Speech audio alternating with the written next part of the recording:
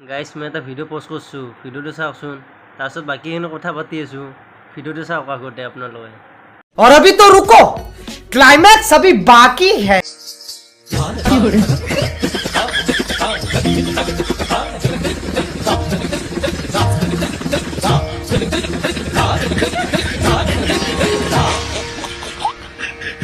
मेरे ढोलना सुन मेरे